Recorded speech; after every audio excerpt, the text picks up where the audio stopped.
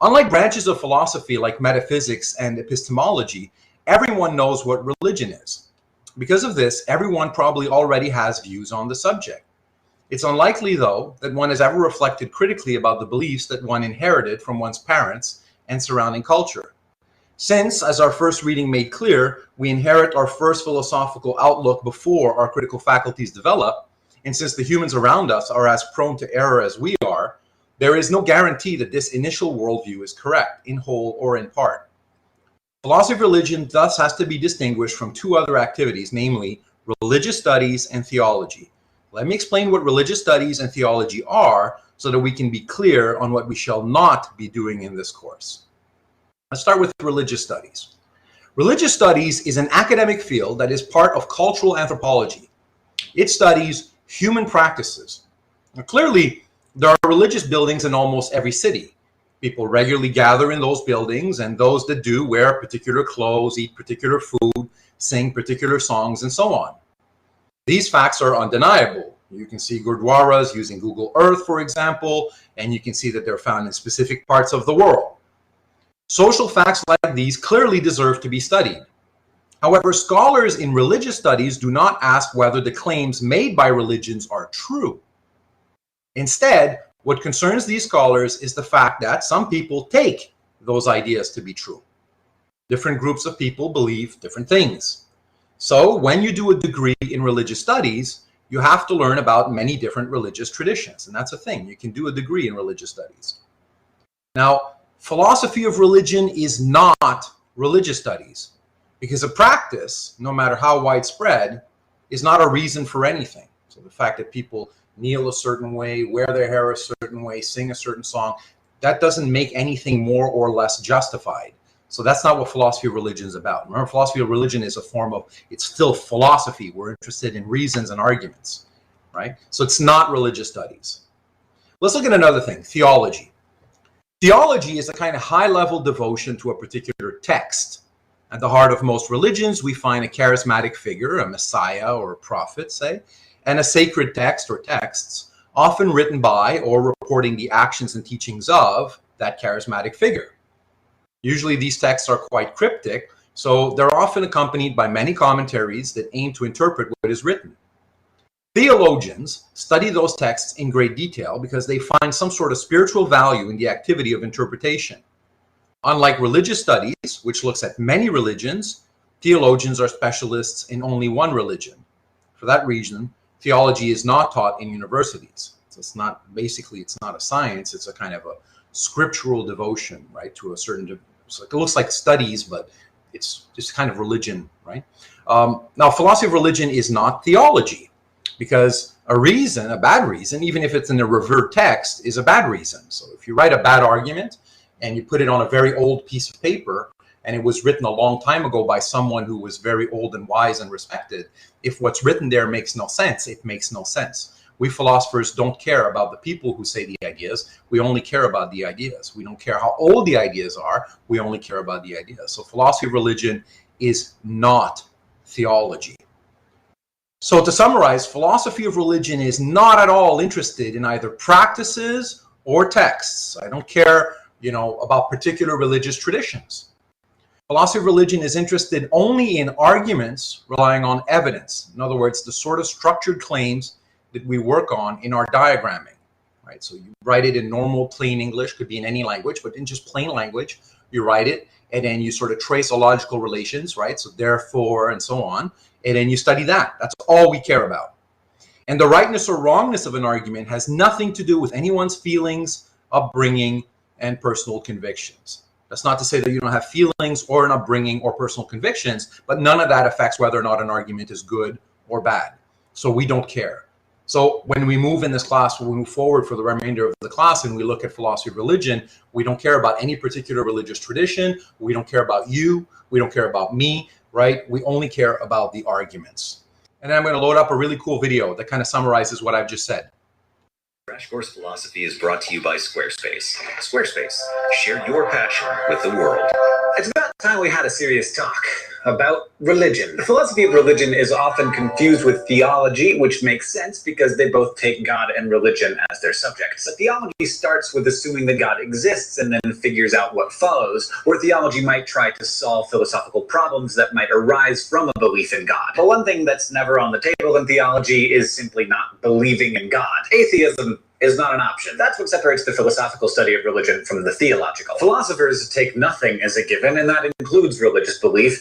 Everything is on the table, and everything needs an argument. So no area of belief is sacred, and that means even your sacred beliefs are going to need to be examined, and evidence will need to be given. Some people say that religion is the one area where you don't need arguments, that faith alone is enough. But philosophers don't take faith for an answer. After all, I might have faith that the moon is made of green cheese. So what? Faith is definitionally unprovable, which makes it, from a philosophical perspective, not valuable. So if you're a theist, now's the time to offer some justifications for your beliefs. And if you're an atheist, it's time for you to pay attention too. No one's off the hook. We all need to pay attention to these arguments because religion is hugely important. Can you think of many things that have been as influential in shaping human history than religious belief? Probably not. So if we can get to the bottom of it, we should.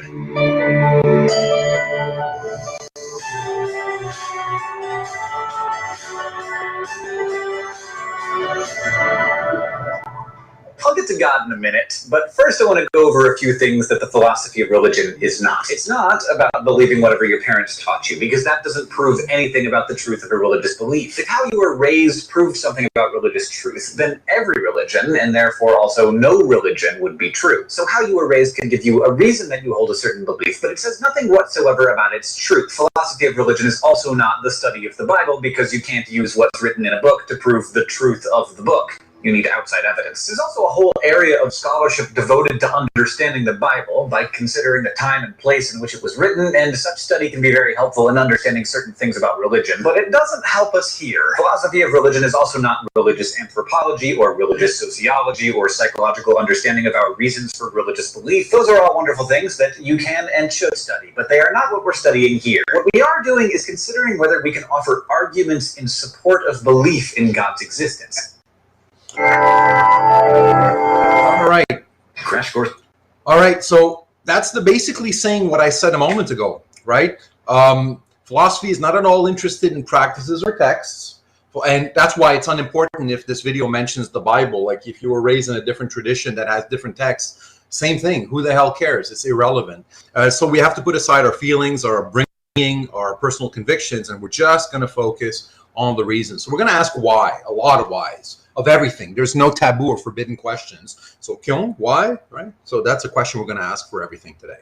So let's start warming up a little bit. Let's do some conceptual analysis. I'm going to start us off on some stuff that we don't really care about, which is a great place to work out, sort of warm up. All right, so let's start off with the warm-ups now. Let's imagine that there's a bench, and then this bench can hold up to 700 pounds. Is that clear, everyone? Like you buy a bench, you look at the statistics, and it says you can hold up to 700 pounds. And again, I want to start off with something really silly, right? Just to work our muscles slowly. And remember, like maybe the specifications that when you went to, I don't know, Canadian Tire and you bought this bench for your backyard, maybe they're wrong, right? But if they're true, right, they should hold up to 700 pounds. Here's a couple, for instance. Imagine there's a couple, so two people, and together they weigh 300 pounds. So that's not really hard to imagine. So like imagine two people, and when you combine their weight, well, actually it could be one person, but let's imagine a man that weighs 170 pounds and a woman that weighs 130 pounds, and their combined weight adds up to 300 pounds. Again, I don't think there's much of a problem there. That idea is fairly straightforward to wrap our minds around. Now let's imagine that you're looking out in the world and you see this, right? So you see an old couple, they're sitting on this bench. And now I want to ask the question, are all these items compatible? So what we're going to do is we're just going to do a checklist, right? So you look at the first item. So, okay, cool. A bench that holds 700 pounds, fine. And a couple that weighs 800 pounds. And this is what I'm observing in the world. So I start off with these two ideas. I combine them. I look out in the world and I see this. Anybody have any problems with that? Tell me yes if you have a problem, no if you don't. Technically should be no, but let me know. Like it's pretty straightforward, right? Everything good? Yeah, there's no problem, right?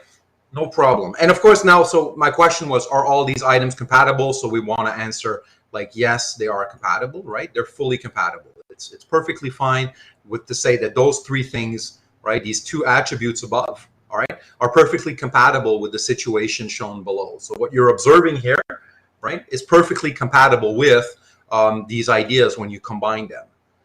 Now, notice I need both ideas, by the way. If I were to spontaneously, let's say, airbrush out of existence this claim that the bench holds 700 pounds, maybe you might wonder about what you're seeing in front of you. That could be surprising. But once you've accepted, because imagine, for instance, if I change the numbers, like if I change this over here to, I don't know, let's make it 100 pounds. Right? Let's put a 1 over here. Imagine I change this to 100 pounds and the couple weighs 300 pounds, then we'd have a problem, right? This would be a problem all of a sudden. Because if the bench only holds 100 pounds and I'm looking at two people sitting on it, it's not likely that these two people add up to just under 100 pounds, right? So we'd have a problem. But as things stand, so 700 pounds, 300 pounds, this is what I see. Everything is perfectly fine. No problem. So that's a nice warm-up. And look at what we're doing. We're just following through on the logical consequences of the ideas that we're supposing. Now, I'm not saying there is such a bench that weighs 700 pounds, and I'm not saying there is such a couple that weighs 300 pounds. But those combined suppositions, if we suppose them, imagine that they were the case, are perfectly compatible with what we observe. So there's no tension there. And we can figure that out by conceptual analysis. We sit there, you and I, comfortably, and we think through the consequences of the ideas once they're brought together. So we don't just look at the ideas in isolation, because there's that, right? I'm inviting you to think about this idea, and I'm inviting you to think about this idea, and I'm inviting you to think about this situation, and then I'm moreover inviting you to think about the conjunction of all of those ideas together to see whether or not they cohere, right? And we're like, yeah, that's perfectly fine. It's totally compatible. This is coherent, and it clears the bar. And so what we've just done is conceptual analysis. And again, obviously we're going to end up someplace that's going to be close to today's topic, but we want to start off with a nice gradual ramp. Same thing now. So let's imagine now I'm inviting you to contemplate this idea of a chair that holds 300 pounds. And again, it's just a picture. I don't know if this particular chair holds 300 pounds, but let's suppose that it does, right? Now, 300 pounds, by the way, is a specific number, right? It's not 200. It's not 310. It's not 270, it's 300 pounds, right? So it says something fairly specific. It holds up to 300 pounds. Let's imagine that an elephant weighs 8,000 pounds. I mean, I had to look this up. There's different kinds of elephants, African elephants, Asian elephants. Obviously, there's young elephants, old elephants. You can get your equivalent of a giant, right? Because there's as much variation in the animal kingdom as there is in the human world, right? Your Shaquille O'Neal of elephants probably could weigh way more. But let's just forget about all that and imagine that an elephant weighs 800 pounds. So the idea of a chair that holds up to 300 pounds, there's no tension in thinking about this. The idea of an elephant that weighs 8,000 pounds, again, there's not a big tension in my mind when I think about this idea. So far, everything is good. Now, let's imagine, for instance, that I see this situation. And let's imagine, moreover, that the elephant is putting their full weight on the chair. Are all of these three things compatible? Yes or no? Are these compatible? Yes or no? Because the elephant has more weight, Reshpal says. Yeah. And you can run this different ways because the chair is not strong enough or because the elephant has more weight, right? Arnav says the elephant is heavier than the weight that the chair can hold, hence they don't go together. That's right. Certainly, what would we expect to see? So if instead of this image, what should we see? Given the two ideas at the top in black, what should we, when we look at the world, what would we expect to find? If this is true, and if this is true, what should we see when an elephant sits on a chair?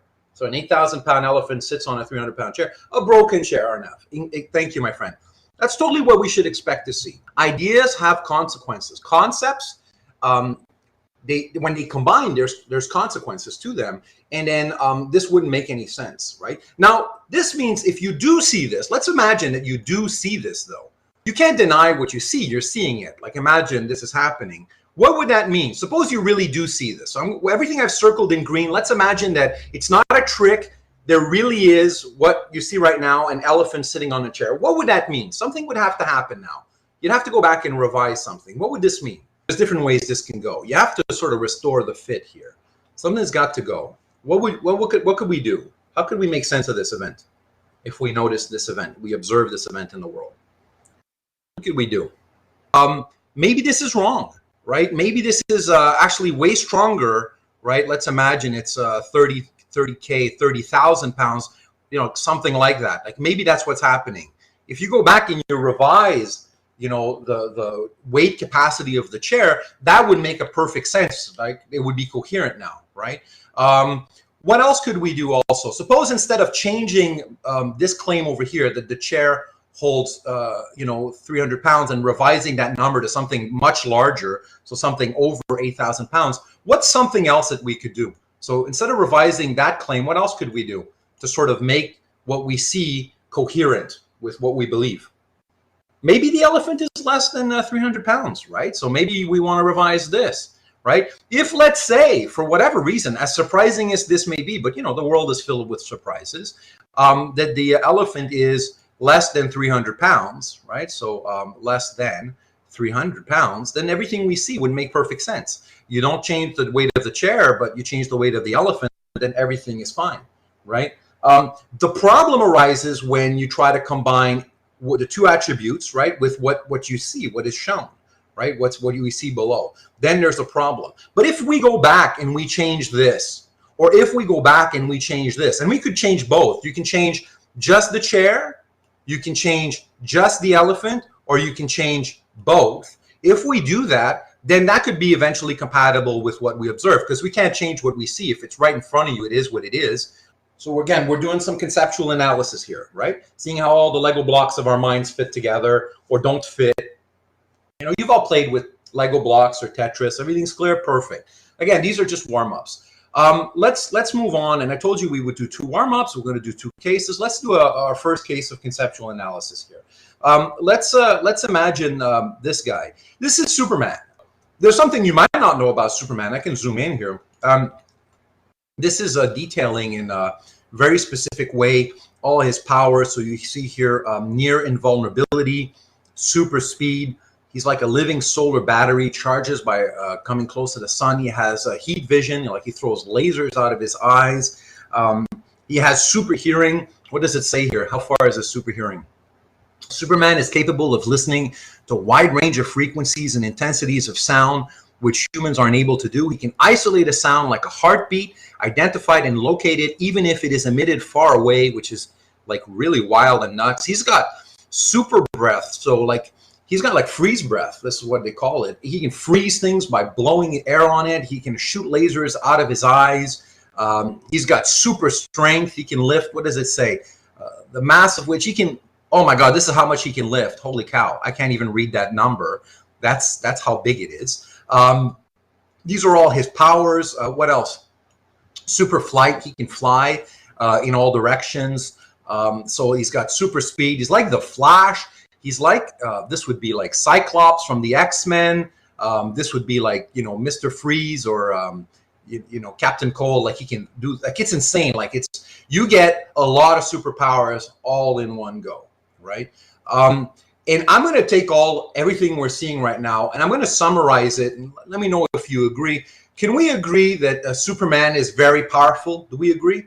Type in agree if you agree. Like we can summarize everything I've just shown by saying Superman is very powerful. And those of you who know Superman, what's Superman's alter ego? What's his real identity? Because he's not called Superman. That's his superhero name. What's his real human name? He's actually an alien, but like Clark Kent. That's right. And what does Clark Kent do for a living? Because he's some kid he's an alien that was raised in some small U.S. town, but he's got a human name, Clark Kent. What does he do for a living? What's his job? He was raised by farmers, but what does he do? Journalism. That's right. He's a reporter. So there's Clark Kent. He's a reporter. So by day, he works at a newspaper. I believe it's the Daily Planet, and he writes newspaper articles. So, and look, if you know anything about journalism, like journalists are smart people. Like you have to know a lot of stuff. Journalists are in the business of reporting current events, and they have to double check their sources, and they have to have different contacts, and they need to know history and politics and geography. And like He's not an idiot. You can see he's wearing glasses. I don't think he needs glasses, but that's part of his costume, right? Like, so that people don't find out he's Superman. He pretends to wear the glasses, but like normally journalists wear glasses because they read a lot, they write a lot. Like, he's a smart guy. And I would imagine he's at least got a BA, maybe a master's degree, right? Certainly a good reporter. He writes good articles, right? So look, can we agree that Superman is very knowing? Given what you need to be a journalist, do we agree? Type in agree if you agree. Like, he knows a lot of stuff.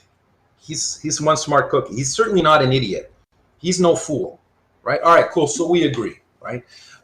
If there's something else we know about Superman, Superman, for those, just to remind us, good guy or bad guy? So, comic books being what they are, there's good guys and bad guys.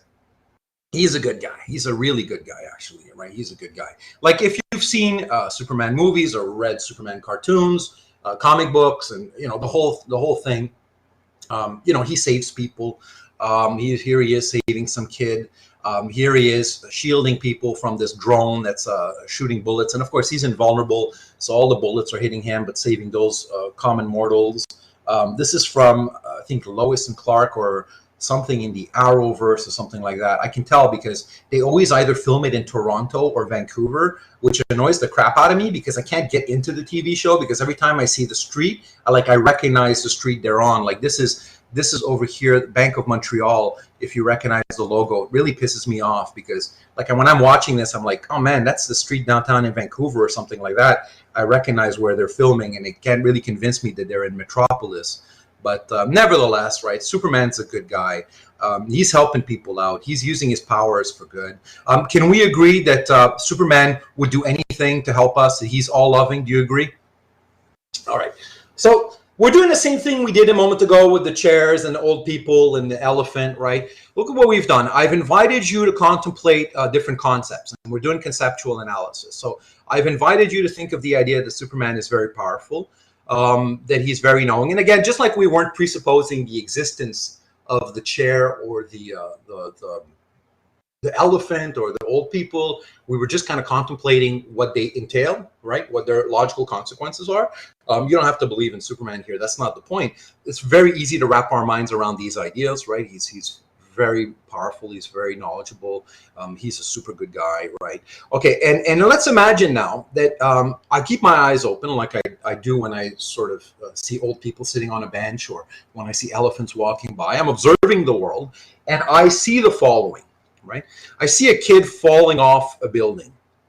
Now, let's imagine this is happening, I don't know, pick a city, right? Let's say in Vancouver or Surrey or something like this. Some kid's falling off some strata, some building. Now, I want us to take the time to think carefully. Are all of these items compatible? So if you take this idea and this idea and this idea, are those three ideas combined compatible with what we would observe in the world? Yes or no? Think about it before you answer, and then say yes or no. Yeah, I'm going to agree with Arnav, Davinder, Rashpal, and anyone else who was privately thinking that these are compatible. And again, like maybe you're thinking, oh, I don't want to make a mistake and say the wrong thing in the chat bar, but don't forget, it's no big deal, right? We're not being graded right now. We're just working through ideas. Yeah, they're fully compatible. These are fully compatible. So that's the correct answer, my friends. Kyung, why? Why is that the correct answer? That these three attributes above are compatible with the situation shown below. Why is that the correct answer of our conceptual analysis? Why?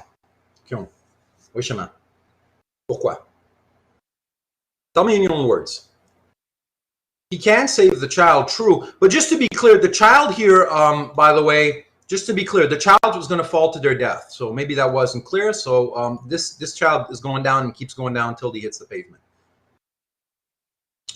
Children falling to their death in a world where Superman exists, can that be a thing? And the answer is yes, it can be a thing, right? Why is that? Why?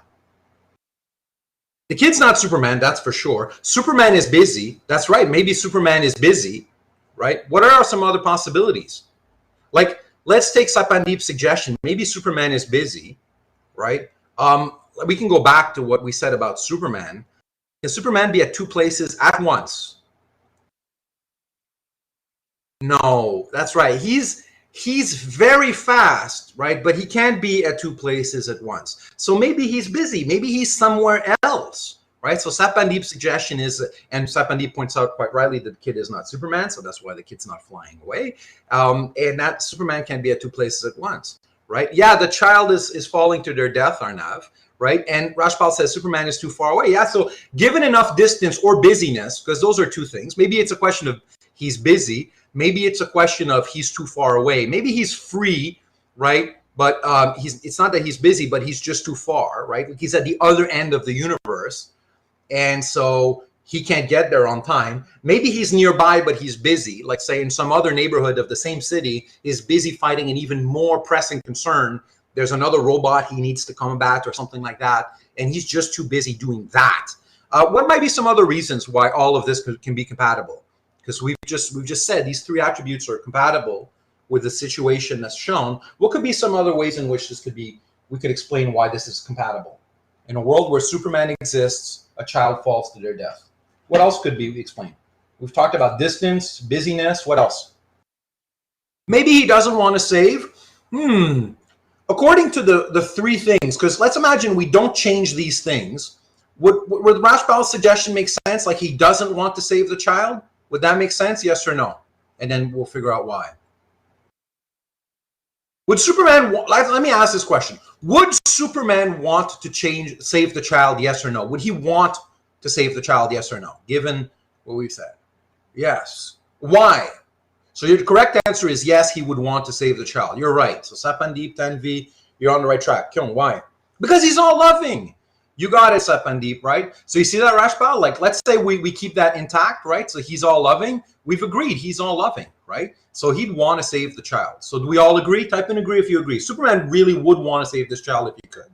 Type in agree if you agree. He's all loving. Now he's such a good guy. Remember, like that's one of the things we said, right? He's saving people. Or here he is saving some child. Sometimes he gets to. Okay, so what are some other reasons why Superman might not be saving this child that's falling to their death? What's some other reasons?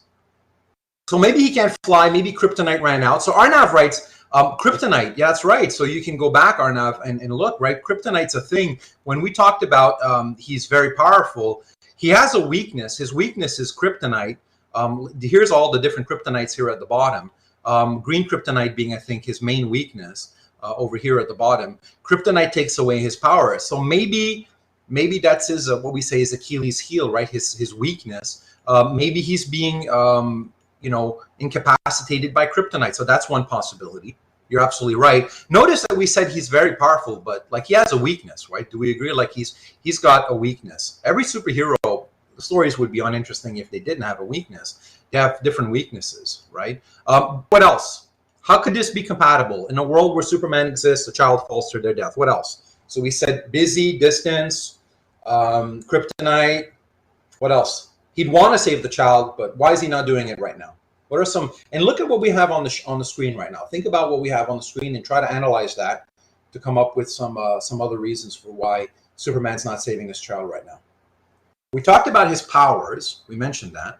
We talked about his wanting to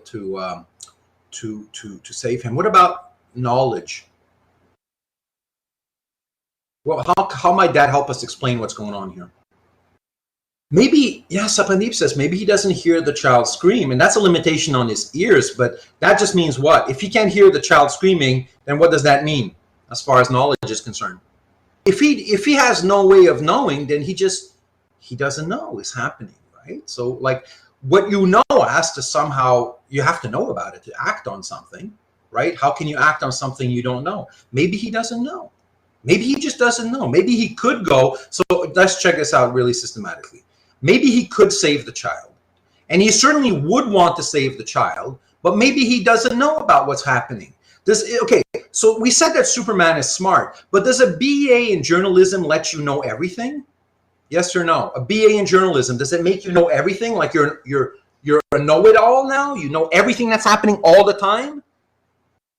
No, exactly. He's just some guy, he's got limitations. There's stuff he doesn't know. There's lots of stuff he knows, but there's also lots of stuff he doesn't know. And notice what we've done. We kind of accounted for that. We were clear that he was very knowing, right? He knows a lot, but very is not all. Kind of like his powers, right? He has kryptonite. So very powerful means I'm making provisions for the fact that I'm making room and space for the fact that he's got a weakness, kryptonite, or a limitation on his speed, or whatever, right? He can't be at two places at once. Very knowing. Well, the idea is he knows a lot, but he doesn't know everything. So another possibility is that maybe he just doesn't know that this is happening. He would want to save the child, right? He can. How do I make a bicep here? Let me just make an arm with a bicep. He's got strong muscles. He's very powerful. He's got the love, but he just doesn't have, well, let me make a brain, right? It just doesn't know everything. And that's perfectly fine. That could explain what's going on. So you can see here why we said what we said, namely that the three attributes above are compatible with the situation shown below. Let's have another case of conceptual analysis here. This is not going to be Superman. This is going to be Allman. All right, so this is Allman. I'm going to put an A over here, right? This is his logo.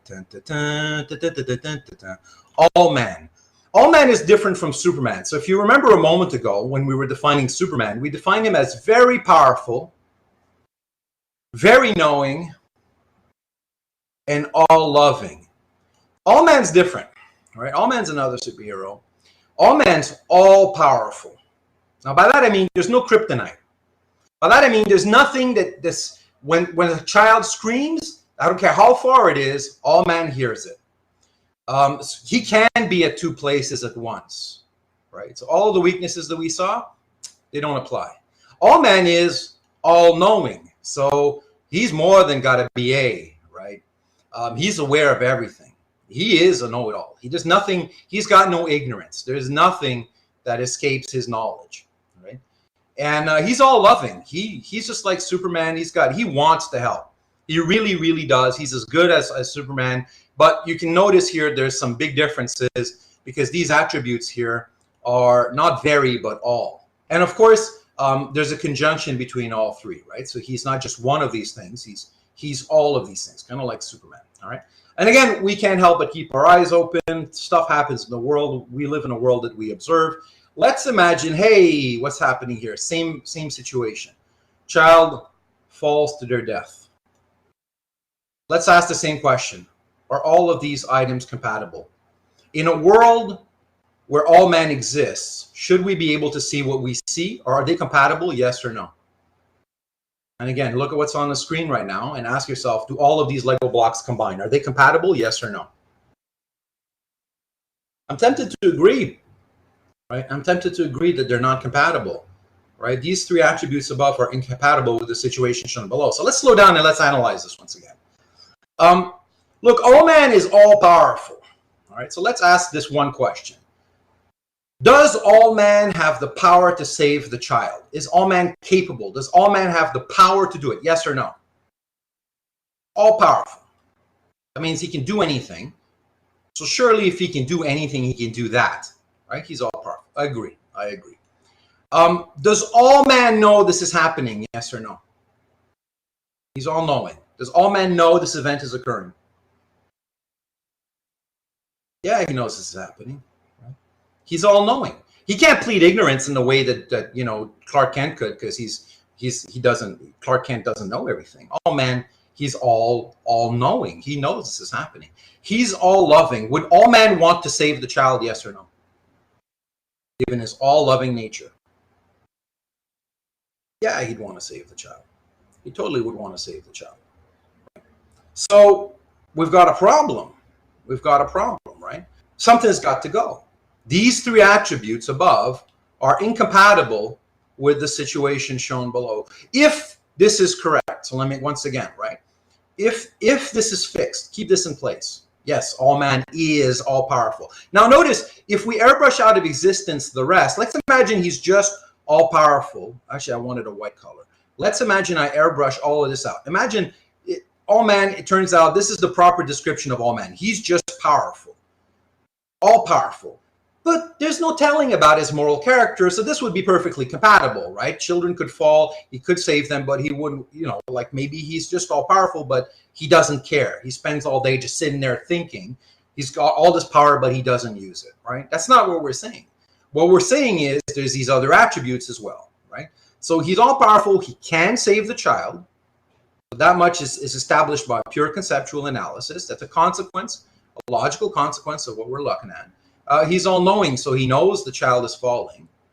And again, if you airbrush out of existence all of the other stuff, you might come up with a different result. So suppose I say, for instance, that he's all-knowing, all-loving, but he's not all-powerful. If that's what Allman was, all-knowing and all-loving, he would know this is happening. He'd want to do something about it, but he couldn't. Because let's say he's kind of, this tragic situation is to contemplate the world. He's all-knowing, so he knows everything that's happening, but he can't do anything about it. He just doesn't have the required muscle, right? He doesn't have the power to act on his desire to help, right? So he's all-loving, he's all-knowing, things would be fine. We can make sense of this, right? But that is not what we're saying. That's not what we're saying, so we got to backtrack, right? What we're saying, he's all-powerful, he's all-knowing. And again, suppose, for instance, that Allman was a bad guy. So there's good guys and bad guys. What if he's a bad guy? He's all-powerful, he's all-knowing, but he's either evil or indifferent about the world. Well, then again, it would make perfect sense. We wouldn't have this tension, right? The tension would go, right? Because he could help the child. He knows this is happening, but maybe he doesn't care. Maybe he's like, Mr. Manhattan in The Watchmen? He's so powerful, but he's like apathetic. He's aloof. He doesn't care. He looks at the world and I don't care what's happening, right? That could be that. But that is not what the concepts are telling us, right? So if we suppose these three concepts, right, all-powerful, all-knowing, and all-loving, then we ought not to see this in the world. Now notice also, right, that we could go back and we can change a few things, right? Suppose, for instance, I switch this, I take this away, and I switch it to very, very powerful. But very is not all. There's a big difference in the words here. We got to be really careful with the concepts that we craft because they're going to have different logical consequences. He's very powerful, all-knowing, and all-loving. Would we be able to see this in the world? If Allman was very powerful, all-knowing, and all-loving, could we see a child fall to their death? Yes or no? And again, I'm just asking you whether or not the Lego blocks fit. Just like we did with the elephant in the chair. That would fit. Rashpal says, I agree with Rashpal, Ramandeep, Sepandeep, I agree with you. Why? Because, well, same story we said, right? Same story we said about Superman. Like maybe, for instance, Allman in this case, described as a being that is very powerful, all-knowing, and all-loving, can be at two places at once and he's somewhere else, for instance, right? Because very powerful doesn't mean all-powerful, so there's limitations. There's something there that Allman can't do because he's just very powerful, not all-powerful. So that would make perfect sense. We wouldn't have a tension there. Likewise, imagine, for instance, I switch this to very. So I say, Allman is all-powerful, very knowing, and all-loving. Could this make sense? Would it be logically coherent with seeing a child fall to their death? Yes or no? He's all-powerful, very knowing, and all-loving. Could we expect to see this child fall? Would that be compatible? Yeah, I agree. Sapandeep Arnav again. Folks are playing well. Jaivitesh, yeah, you're doing your conceptual analysis. It makes sense. Kyung, why? Why would it make sense? So given the concepts we have on the screen right now, they combine. Why would they be able to combine? Why is yes the correct answer? Sapandeep writes, because his knowledge will have limitations. Yeah, so maybe this is a point of ignorance. Maybe he just doesn't know. Right? Maybe he doesn't know. And if it is happening and it's not something he knows about, if Allman was what we see on the screen right now, answer yes or no. Would he want to save the child? Yes or no? As far as wanting, would he want to save the child? Yes or no? If what we mean by Allman would be this. Yeah, he would. Why? Kyung, why? Why would he want to save the child? Because he's all loving. Again, look, it's just the consequence of the concepts that we have on the screen right now. He's all loving. Of course, all loving means there's no exceptions. It's not like, well, I don't like you. You've got a red shirt on. I don't like red shirts. Fall to your death. But look, there's another possibility that we can have fun with. Just let's analyze this possibility. What if Allman was all-powerful, all-knowing, and very loving, but not always? Would this be compatible with what we observe in the world when a child falls to their death? Yes or no? He's very loving, but not all loving.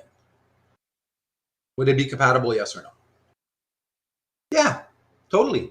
Because look, maybe maybe what I was saying a moment ago as a joke, maybe it's the case. Maybe he just doesn't like, maybe he doesn't like kids. You know, there's grumpy old farts sometimes. They don't like kids, right? Maybe he rescues certain people, but not others, right? He's very loving, or maybe that kid pissed him off, right? That kid did something and he's vengeful. He's like, well, that'll teach you, right? And there you go. Very loving doesn't mean all loving, right? It's like you're a very loving partner, but doesn't mean you always love me. Sometimes you can be upset, whatever. So yeah, totally, we're fine, right? And notice what we're doing again, right? I don't care about you.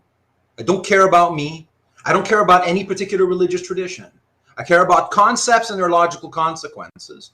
You see the concepts, you keep them fixed, you see whether or not they're coherent. If they're not coherent, you can go back and you can toy with them, but they're like Lego blocks that either fit or fail to fit. And we have to sort of see by this conceptual analysis and exercise and sort of seeing what's logically coherent or not, what fit and what doesn't fit. All right. Now, what we've just looked at is a problem, right, in philosophy. It's called the problem of evil.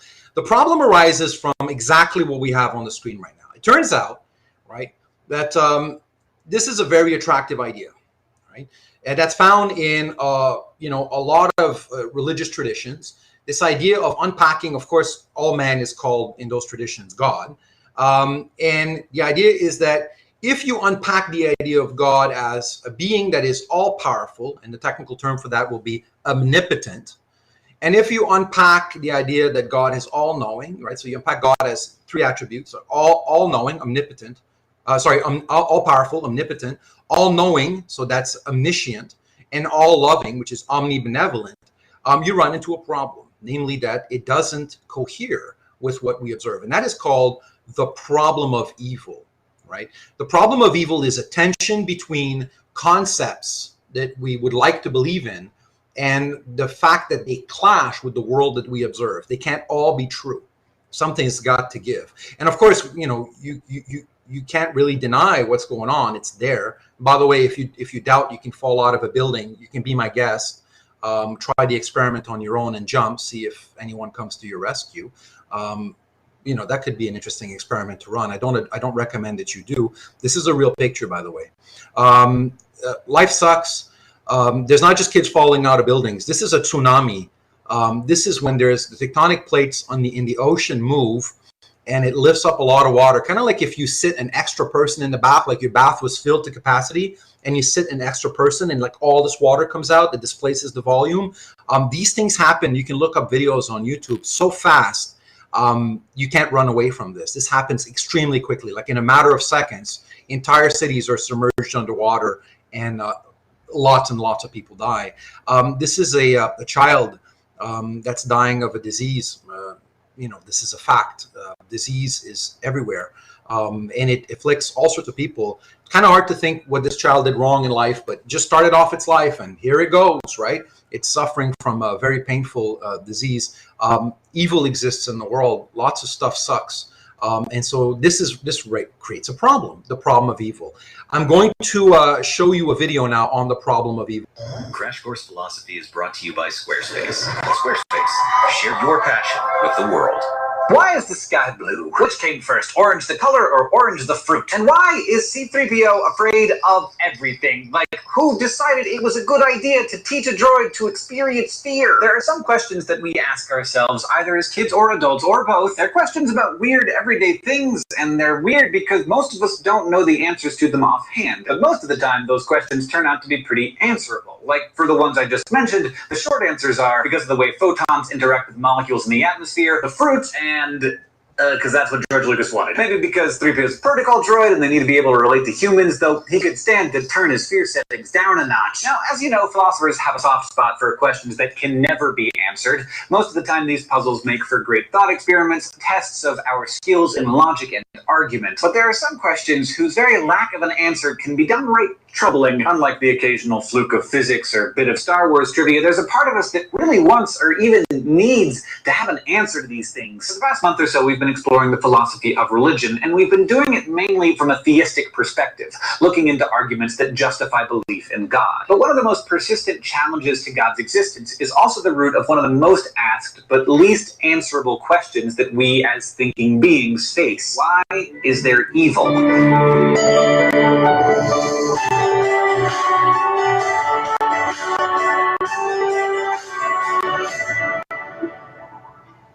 Evil comes in many forms, and likewise for philosophers, poses many problems, especially vis-a-vis the existence of God. First, there's what's known as the logical problem of evil. Like all rational people, theists can't help but acknowledge that the world is full of evil. And here we're understanding evil to be all manner of bad stuff, like not just Hitler or Darth Vader or Moriarty. It's everything in the vast spectrum of badness, from stubbed toes to plagues and everything in between. Theists and atheists both agree that evil exists in this way, but they disagree about the next part. Many theists believe in an omniscient, omnipotent, and omnibenevolent God, but atheists argue that this creates a contradiction, a set of beliefs that can't all be true at the same time. Because evil is bad, right? Whether it's stubbed toes or genocide or paper cuts or epidemics. So if there's really an all-knowing God out there, he knows about all the evil. He might even know about it before it happens. And if he's all-powerful, he could stop it. And if he's all-good, then he would want to stop it. And yet he doesn't. The evil continues. Philosophically rational people shouldn't hold inconsistent beliefs, so atheists argue that you're going to have to give something up, and the thing to give up is God. Some theists, however, take a different route.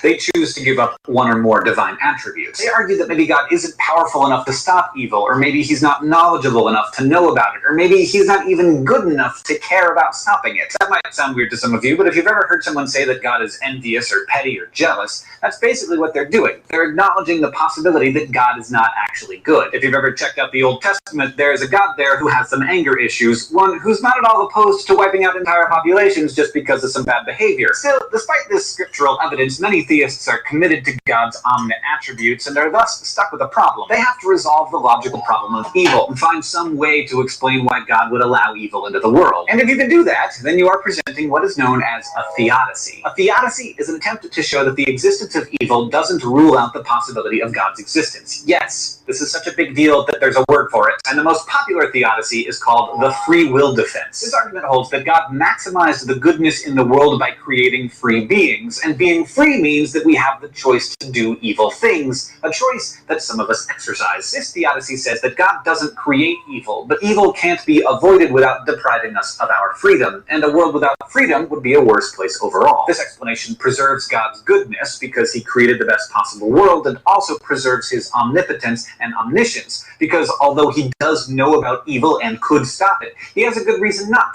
to ensure our freedom. The problem is, the free will defense only really addresses what's known as moral evil, or the evil committed on purpose by humans. Now, we're certainly responsible for a lot of bad stuff, but you can't blame us for everything. We can't be held responsible for the fact that the plates of the earth sometimes shift, causing destructive earthquakes, or that a storm might knock a tree over that falls onto someone's house. This type of evil, the stuff that we're not responsible for, is called natural evil, and the free will defense can't resolve natural evil. Religion is one of those philosophical issues that can make it hard for us to consider anything objectively. That's where fiction comes in handy, because fictional stories can let us see how hypothetical people deal with hypothetical situations. And with that in mind, let's go to the thought bubble for some flash philosophy. Let's consider the case of Ivan, a good Russian who wants to break up with God. In the novel The Brothers Karamazov, 19th century Russian writer Fyodor Dostoevsky presents us with Ivan, a man who claims to believe in God. But Ivan finds the fact that God allows evil to exist to be so unforgivable that he decides that worshipping such a God would be just unconscionable.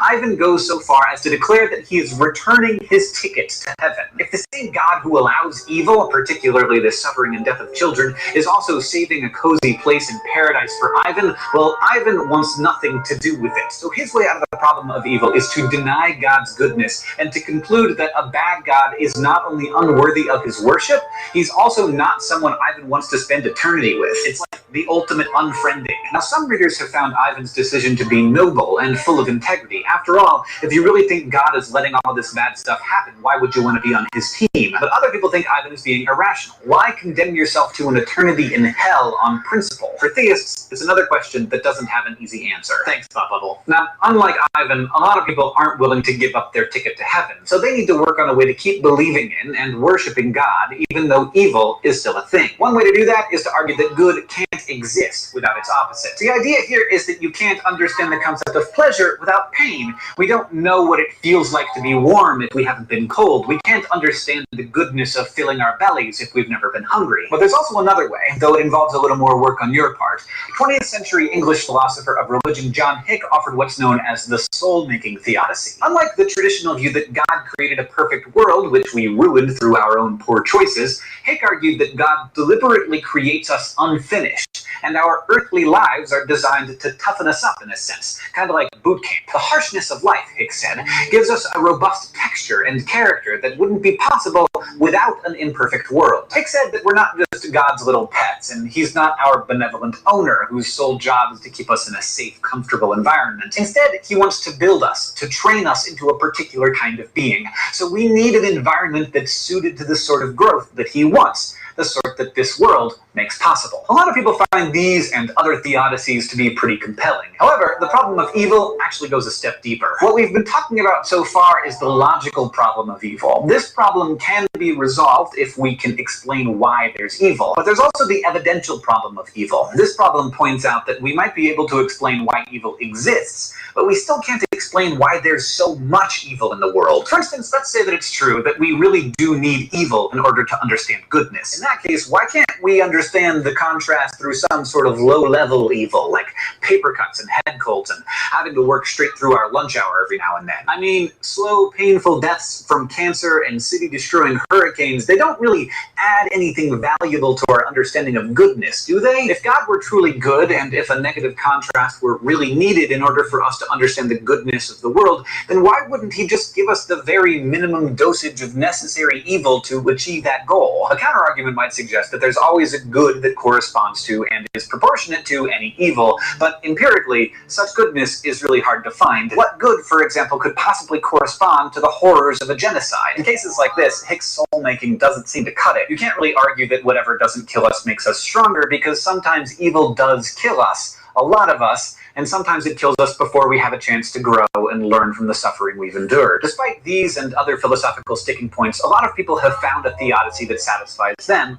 one that they believe reconciles the apparent evil in the world with God's existence. Others find all of these theodicies to be flawed, and they reject God's omni-nature, preserving their belief in God by finding him to be less than perfectly powerful or knowledgeable or good. Still others are convinced that the evil in the world is simply incompatible with the existence of a God, or at least any God worth worshipping. Wherever you end up, this is a problem that needs to be grappled with, and you'll probably be thinking about it long after this lesson has ended. Good. I'm inviting you, by the way, to rewatch this video slowly, because I almost am tempted to make it play at like 75% speed, because to cram pack everything into 10 minutes, which is, I think, one of the constraints of the series, and still do philosophical justice to all the nuances and objections, things go by, but it's an accurate video. It's talking about things called theodicies. Notice, a theodicy is not theology. I'm just going to write that word down, right? Theodicy. A theodicy is an attempt to fix the problem of evil. So remember, we looked at the problem of evil. We saw how it arises from the incompatibility of the three omni-attributes of God. So omnibenevolent, omniscient, and omnipotent. If that just doesn't gel with the world that we observe, any attempt to fix that is called a theodicy. It's not theology. That's a word from philosophy. Theodicy is an attempt by argument to fix the problem of evil. A quick fix is also to switch one of the omnis to vary, and you're done. What we're going to do now is we're going to read our reading together, and it's called the Evil God Challenge. But the Evil God Challenge, the text that we're going to be reading, sort of hits the ground running really late in the debate. There's a lot of stuff that it presupposes. So I'm going to draw a map for you of all the stuff that it presupposes. One of the most fundamental questions, right, that you sort of have to answer before you keep discussing these things is something like, does God exist? Well, there's two possibilities to that question. If I say, does God exist, there's a yes and there's a no answer to that question, right? If you answer no over here, so you take this fork in the road, you end up with a position that's called atheism. That's the technical term for saying that God does not exist. If you answer yes, then you're at the next question. Now you have to ask the question, is it a person? Because even if you say, look, God exists, by the way, it's not a given that you now all of a sudden know what the hell you're talking about.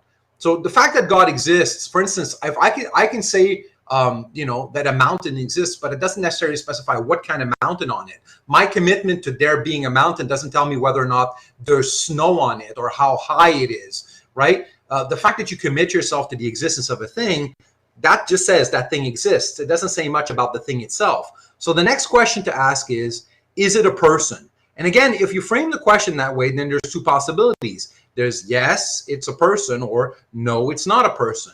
If you answer no, if you ask the question, is God a person, and you answer no, then you end up with a position called deism. Deism believes in the existence of God, but doesn't understand God as any kind of person, some sort of cosmic force, if you will, or the thing that triggered the Big Bang, but then didn't really get involved in our lives, right? Deism is a position where if you're a deist, it's not like you can pray to God. It's not like God cares about whether or not, you're going to get good grades, or, your girlfriend's going to stay with you or dump you or anything like that. You can't pray to a deist God, because God is not a person. It's something else. Whatever that is, I don't know, but not person. Deism, yes, God exists. So yes to the first question, no to the second question, you end up with deism. Yes to the first question, no to the first question, you end up with atheism. Obviously, atheism doesn't even begin to ask the question whether or not it's a person, because there's no such thing to talk about to begin with. Suppose you answer yes, it is a person. You still have to clarify, is there more than one? Like, it's not a given that because God's a person that there's like one of them. It could be more, right? If you answer that there's more than one God, then that's polytheism. The poly means many, theism means God, polytheism. So you end up with the view, and polytheism, by the way, is reflected in certain world religions. Hinduism, for instance, is a polytheistic religion, but polytheism is a term of philosophy. It just picks out, it doesn't pick out Hinduism, it picks out the following answers. Yes, God exists. Yes, God is a person. And yes, there's more than one. And then you end up with polytheism. If you answer, yes, God exists. Yes, God is a person. But no, there's not more than one person. So you ask this question, is there more than one? Right? You still have to ask another question. Is she all-loving? So now there's only one person. Well, you want to ask, is she all-loving? And again, there's a yes or no possibilities to that. If you say that, yes, she is all-loving, then you end up with classical monotheism. So look, it's monotheism. That means one person. Theism means belief in God, right? Just as atheism means no theism. The A is like, says no, right? It's like saying no theism. That's what atheism is, right? Monotheism says yes to theism, one, as opposed to poly, right? And you end up with classical monotheism. If you, for instance, say, is she all-loving, and you answer no, then you end up, and this is where we're going to be with, for instance, among other things, the evil God hypothesis, right? And that's where we're going to be with our reading today. So notice that if our reading is over here, that's what we're about to read, there's all of these things that it presupposes. And remember, at each bifurcation, you have to justify what you say. This isn't a buffet where you get to choose the food you like. It's like, oh, I'm going to go for left, right, left, right, left. It's like, Kyung, why? Why? Each one of these, you need an argument. So if you're going to say, okay, God exists, fair enough. You want to go this way. Why? You owe me an argument. You're going to say God is a person. And I'm going to say, no, God's not a person.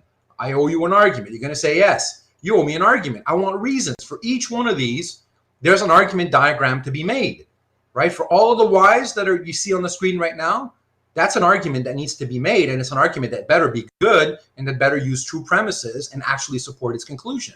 So there's all of this philosophical work that needs to be done. So you're not off the hook, right? I'm not tracking your preferences. What's your favorite color? Do you like this or do you like that? Do you like sushi? What's your favorite car? It's like, that's not what's going on. These are all things that have to be justified. And importantly, the text that we're going to be looking at, right, presupposes this entire path over here. So presumably we'd have a lot of work to get there. We're not going to do it, right? The text we're going to look at presupposes that God exists. So that's never going to come into question. Presupposes that God is a person, presupposes that there's only one, and then is going to ask the question, this one God that does exist and is a person, is she all loving? And then is going to ask this question, yes or no, and look at why. And if theodicies are ways of reconciling, when you say here classical monotheism, reconciling the idea that we see suffering around us, right? How can that be compatible with the idea that God is all-loving? And the evil God hypothesis is going to be a critique of these theodicies. So just to set up here, just to see everything that works, sort of all the presuppositions that are there. And notice, if something happens at the end of our philosophical deliberation and we're not happy, we can always backtrack. Beep, beep, beep, like a bus, you know. You can backtrack, and you can backtrack all the way to here and decide to go there instead. So that would be deism, right? There's different ways you can backtrack. Kind of like when we went back to the drawing board and we said, well, these concepts aren't compatible. We can go back and you can decide to backtrack all the way, for instance, all the way here and say, well, I'm just going to end up going in this direction. And again, you can't just do that just because. You got to give me reasons. Right? But you can backtrack in all sorts of directions. So that's the topography we have right now. That's the state of play. And we're just going to be concerned with one sort of more sophisticated outgrowth of that. So let's do our reading. And before we do, we want to remember what we learned from philosophy of science. Remember when we did Popper in philosophy of science? At the end, I said, what should philosophy take away from this account? So Popper's idea that, you know, science ought to be falsifiable. That means conceiving a situation where a claim could be shown wrong. And I said that in philosophy, you should always state the conditions under which you're prepared to admit that you are wrong. And that's what characterizes us philosophers. So if you're not ready to change your mind about anything, you're doing something, but you're not doing philosophy. So as we read this kind of stuff, I don't really care what your personal convictions are, quote unquote, but as far as philosophy is concerned, there have to be conditions under which a given claim is shown wrong. Otherwise, why should anyone take it seriously? Right? So we're going to sort of recapture that spirit that we had when we ended with Popper, and we're going to read our reading together. Is everyone good to go? Is everyone ready for this text? If you're good to go, tell me good to go. I'm working my butt off here. I'm going to stretch my hamstrings. Stretching the hamstrings, man. That's when you know. That's when you know you're good to go. All right. Let's do this text together, my friends. This is going to be a difficult one, so you'll have to read it several times, but the first reading is always the scariest. I'm doing it with you. Let's call the central claim of classical monotheism that there exists an omnipotent, in other words, all-powerful, omniscient, in other words, all-knowing, and supremely benevolent creator, the good God hypothesis. Those who believe this hypothesis consider it not unreasonable. Believing in the existence of God, they maintain, is not like believing in the existence of Santa Claus or fairies. It is much more reasonable than that. Even if most of the popular arguments for the existence of God do provide grounds for supporting that there is some sort of supernatural intelligence behind the universe, those arguments fail to provide much clue as to its moral character. Suppose, for example, that the universe shows clear evidence of having been designed. To conclude solely on that basis that the designer is supremely benevolent would be about as justified as to conclude that it is, say, supremely malevolent, which clearly would not be justified at all. Critics may add that there is, in addition, ample evidence against the existence of such a supremely benevolent being. In particular, they may invoke the evidential problem of evil. Even if we acknowledge that God might have reason to allow some evil, surely there can be no good reason for quite so much.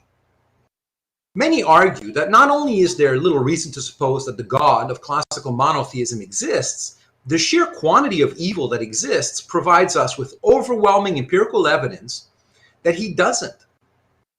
Those theists who maintain that belief in God, if not proved, is at least not unreasonable, are mistaken. Far from being a question that reason cannot decide, the claim that the God of classical monotheism exists seems to be straightforwardly empirically falsified. Faced with this objection, many theistic explanations of evil have been offered, including the following three major ones. The simple free will solution. We're not blind automata, but free agents. As a consequence of God having given us free will, we sometimes choose to do wrong. Suffering ensues. However, free will allows for certain important goods, such as the possibility of morally virtuous action. God could have created a universe populated with puppet beings that always did as God wants. But the behavior of such puppet beings lacks the dimension of moral responsibility that makes our actions morally virtuous. By cutting our strings and setting us free, God inevitably allowed some evil. But this evil is more than outweighed by the important goods that free will allows. That's one theodicy or way of answering the problem of evil. Another one is the character-building solution. We know that a bad experience can sometimes make us stronger. People who have suffered a terrible disease sometimes say they gain greatly from it. Similarly, by causing us pain and suffering, God allows us to grow and develop both morally and spiritually. It is only through our experiencing this suffering that we can become the noble souls God wants us to be. Second-order goods require first-order evils. So here's another answer to the problem of evil. Theists may remind us that God had inevitably to include quite a bit of suffering in his creation in order that certain important goods could exist. Take, for example, charity. Charity is a great virtue, yet we can only be charitable if there exist other people who are needy. Charity is a so-called second-order good that requires first-order evils like neediness and suffering, or at least their appearance, to exist. The second-order good outweighs the first-order evils, which is why God allows them. The three theodicies outlined above have been challenged. I too intend to challenge them, and also several others, but in an unusual way. Consider a different hypothesis. Suppose that the universe has a creator. Suppose also that this being is omnipotent and omniscient, so all-powerful and all-knowing. But suppose that he is not maximally good. Rather, imagine that he is maximally evil. Call this the evil God hypothesis. How reasonable is the evil God hypothesis? I've already pointed out that certainly in their simplest versions, most of the popular arguments for the existence of God fail to provide any clue as to our Creator's moral character. In which case, to the extent that they support the good God hypothesis, that's to say not very much if at all, they also support the evil God hypothesis. If you believe the earth had to be created, will it be created by a bad guy? Still, isn't there overwhelming evidence against the evil God hypothesis? I'm referring, of course, to what might be called the evidential problem of good. This problem is that of explaining why an omnipotent, omniscient, and supremely evil being would allow quite so much good in his creation. Why, for example, would an evil God give some of us immense health, wealth, and happiness, put natural beauty into the world, which gives us pleasure, allow us to help each other, thereby reducing suffering and increasing the amount of things evil God despises, such as love, give us children to love and who love us unconditionally in return, equip us with beautiful, healthy young bodies? Surely, if a supremely evil being is going to introduce sentient beings into his creation, it will be to torture them and to have them do evil. Surely he won't allow love, laughter, and rainbows, nor will he permit us to perform the kind of selfless and courageous acts that ennoble us and reduce the pain and suffering of others. So yes, the world contains much evil, but there's also a great deal of good, far too much good, in fact, for this plausibly to be the creation of such a limitlessly powerful and malignant being. Notice how the evidential problem of evil mirrors the evidential problem of good. If you believe in an omnipotent, omniscient, and maximally good God, then you face the challenge of explaining why there is quite so much evil in the world. Similarly, if you believe in an omnipotent, omniscient, and maximally evil God, then you face the challenge of explaining why the world contains quite so much good. Of course, few, if any, of us believe the evil God hypothesis. When presented with the evil God hypothesis, most of us immediately dismiss it as absurd, typically because we consider the problem of good decisive. But notice that just as there are moves theists can make to try to deal with the problem of evil, so there are moves that we might make to try to deal with the problem of good. Here are three examples that use the same major arguments encountered earlier. The simple free will solution. Evil God gave us free will. Having free will means that we sometimes choose to do good, which evil God hates. However, it also introduces the possibility of evil acts for which agents can be held morally responsible. An evil God could have created a universe populated with puppet beings that he ensured always behaved unpleasantly. But the behavior of such puppet beings lacks the dimension of moral responsibility that transforms such acts into actions of the most depraved and despicable kind. To maximize evil, an evil God will want us to perform cruel and selfish acts of our own volition. Just as, from the point of view of a good God, a world lacking morally good actions is gravely deficient, so, similarly, from the point of view of an evil God, a world lacking morally evil actions is also gravely deficient. The character-destroying solution. Evil God wants us to suffer, do evil, and despair. Why then does evil God create natural beauty? To provide some contrasts, to make what is ugly seem even more so. If everything were uniformly, maximally ugly, we wouldn't be tormented by the ugliness half as much as if it was peppered with some beauty. The need for contrast also explains why evil God bestows lavish lifestyles and success upon a few. Their happiness is designed to make the suffering of the rest of us even more acute. Who can rest content knowing that they have so much more, that they are undeserving, and that no matter how hard we strive, we will never achieve what they have? And remember, too, that even those lucky few are not really happy. Why does evil God allow us to have beautiful children, to love, and that love us unconditionally in return? Because we will worry endlessly about them. Only a parent knows the depths of anguish and suffering that having children brings. Why does an evil God give us beautiful, healthy bodies? Because we know that our health and vitality will be short-lived and that we'll either die young or else slowly wither. By giving us something wonderful for a moment and then gradually pulling it away, an evil God can make us suffer even more than if we had never had it in the first place. First-order goods allow second-order evils. Some evils are second-order evils requiring first-order goods. Take jealousy. I cannot feel jealous unless I perceive others to have something worth being jealous of. Evil God had to allow a few of us to have goods or perceived goods so that jealousy might exist. Let us call such attempts to explain the problem of good reverse theodicies. If these reverse theodicies leave you unconvinced, remember that, like a defender of the good God hypothesis, we can also play the mystery card. Being infinitely intelligent and knowledgeable, evil God's supremely ingenious and diabolical plan is likely to be largely beyond our ability to know. In which case, the fact that we can't understand why there's so much good in the world if he exists is not good evidence for his non-existence. How persuasive are our three reverse theodicies? Intuitively, not at all.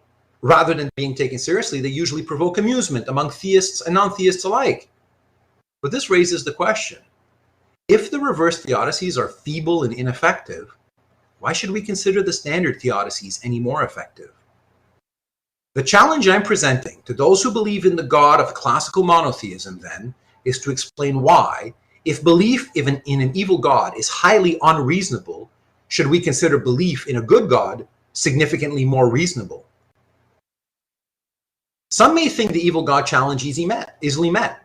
For example, haven't we omitted several important arguments for the existence of God, which are arguments specifically for a good God, and which are not mirrored by any corresponding arguments for an evil God? Take, for example, the argument for miracles. Miracle cures and other supposedly supernatural phenomena are regularly observed. Don't such events provide at least some evidence for the existence of not just a God, but a good God prepared to perform great works of good in response to our prayers? Or consider the argument from religious experience. Religious experiences are almost always judged to be experiences of something immensely positive. Again, don't they provide us with at least some evidence that not only is there some sort of intelligence behind the universe, but this intelligence is a force for good, not evil? Suppose that the evil God hypothesis is true. This malignant being may not want us to know his existence. In fact, it may help him maximize evil if he deceives us about his true character. An evil and omnipotent being will have no difficulty duping human beings into believing he is good. Taking on a good guise, he might appear in one corner of the world, revealing himself in religious experiences and performing miracles in response to prayers, and perhaps also giving instructions regarding what his followers should believe. He might then do the same in another part of the globe, with the exception that the instructions he leaves regarding what should be believed contradict what he said elsewhere. Our evil being could then stand back and watch the inevitable conflict develop between communities to whom he has now misleadingly revealed himself, each utterly convinced by their own stock of miracles and religious experiences that the one true all-good God is on their side. Here we have a recipe for ceaseless conflict, violence, and suffering. One may still raise this objection. But surely nothing could be worse than hell as traditionally conceived. Why doesn't an evil God just send us straight to hell? However, as already noted, a mirror puzzle faces those who believe in a good God. Given that a heavenly environment would be profoundly more joyful than this, why doesn't a good God send us straight to heaven? Why are so many of us allowed to go through such appalling suffering here? The problem facing defenders of classical monotheism is this. Until they can provide good grounds for supposing the symmetry thesis is false, they lack good grounds for supposing that the good God hypothesis is any more reasonable than the evil God hypothesis. The suggestion that this being is omnipotent, omniscient, and maximally good seems to me hardly more reasonable than the suggestion that he's omnipotent, omniscient, and maximally evil. That is our readings, my friend. Did you enjoy that? Good. And again, in philosophy, we got to reread, right? Rereads and rewrites fix almost everything. So you're going to have to read this again. There's a lot. It's clear, though. Would you agree this was clear? Difficult, but clear? Like this author, Stephen Law, is really clear in his writing, right? It's a joy to read. I mean, it's really difficult, but super clear. Let's kind of review a little bit.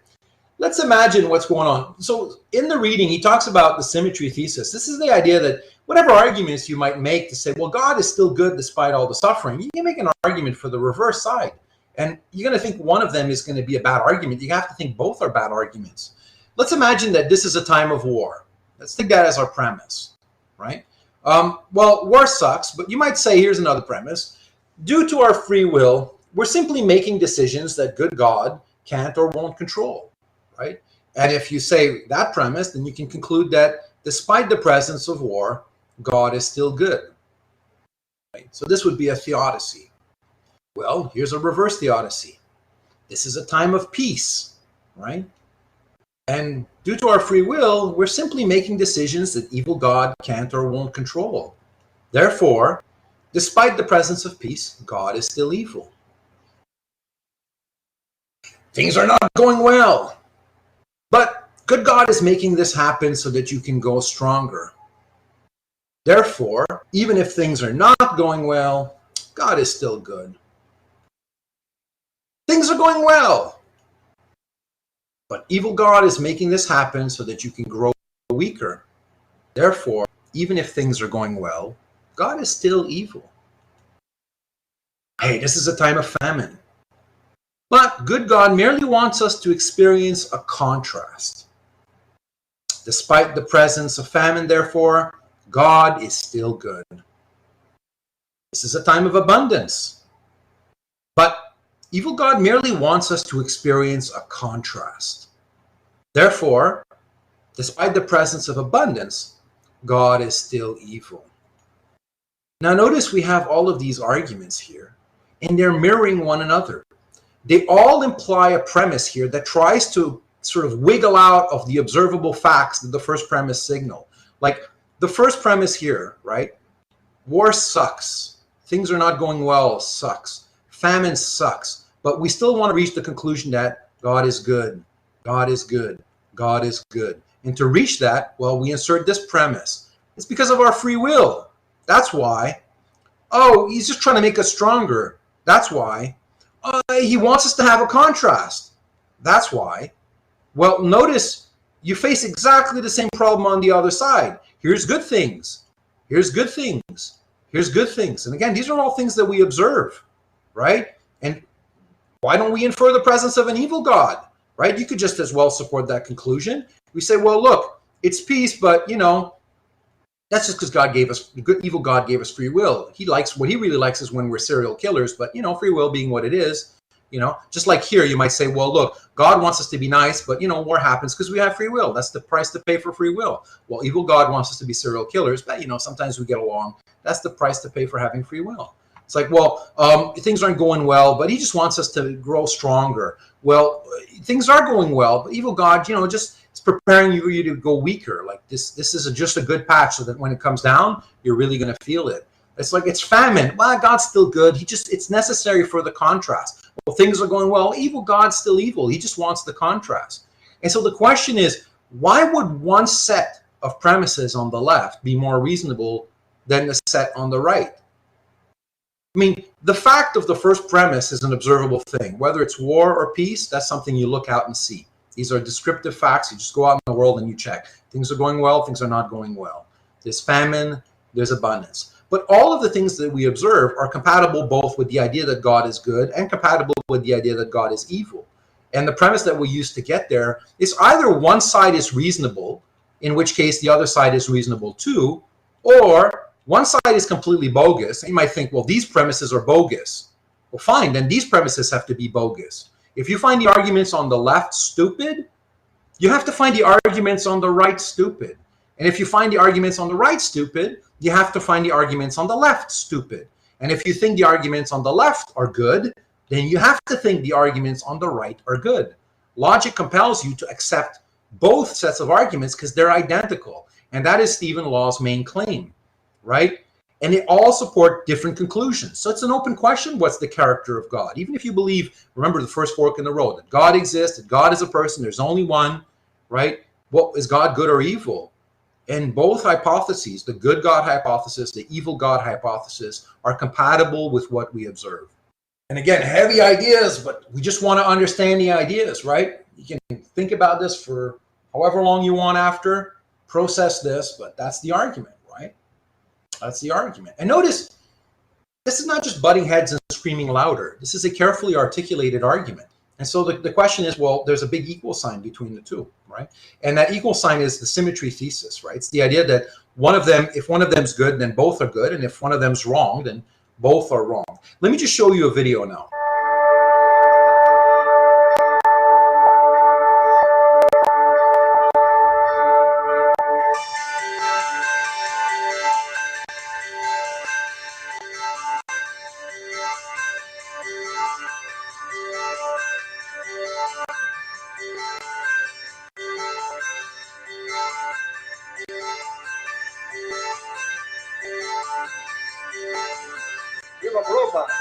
Pas dibagi ombak dari belakang langsung terlepas dengan sudah. Langsung terlepas dengan sudah. Sekitar 50 meter saja guling itu. Jadi saya tadi dari cari baru motor saya dapat situ sama dompet istri saya. Yang salah posisi itu. Dia melaporkan sama saya, tante, om sana tidak apa-apa. Tapi tunggu sampai malam, sampai pagi tidak ada. Sampai sekarang ini. Dia kembali dengan selamat. Karena hati kecil saya berkata seperti itu. Tetapi kalau memang Tuhan berkehendak lainnya, bagaimanapun anaknya itu kuasa Allah. Makanya kami tetap melakukan pencarian bersama keluarga yang lain. This poor lady, and tsunamis suck, right? This is horrible for anyone who's experienced them. Like, here's a proposition, and again, we're not concerned with people, we're concerned with propositions. Look, we're going to write it on the screen right now. My brother was not killed by the tsunami, right? Well, therefore, it was all part of God's plan. My brother was killed by the tsunami. Well, it was all part of God's plan, right? There's two possibilities there. The only difference, if you look carefully at these two sentences over here, the only difference between these two propositions is the presence of the word not. One negates what the other affirms, right? The conclusion is identical, right? It's part of God's plan. No matter what happens, it's part of God's plan, right? And so remember what we said when we did philosophy of science, and we sort of extracted from that a general attitude towards figuring stuff out, right? Being right means nothing if one constantly readjusts a belief to protect it from defeat. Does everyone remember Mark Chess? Type in yes if you remember good old Mark Chess. Someone remind us, what the hell is Mark Chess? It's like chess. We can play chess, right? We'll play chess. It starts off like chess. But if I start to lose, Arnav's got it, right? And I can change the rules to win, right? That's Mark Chess, right? And do you want to play Mark Chess with me? Yes or no? Do you think Mark Chess is a good thing? Yes or no? Anybody feel like playing? It's not Rashpal chess. You probably want to play, Rashpal probably wants to play Rashpal chess, but, you know, like, anyone want to play with Mark Chess with me? Right? And of course, the outcome of Mark Chess is that I win, of course, right? It's guaranteed. It's great. If you're seeking wisdom, you're seeking the truth, You're for sure going to get it if you play Mark chess about the truth, or if you play, Arnav chess about the truth. Being right means nothing if one constantly readjusts a belief to protect it from defeat. Here's evidence that defeats a belief. What's this over here? What are we looking at right here?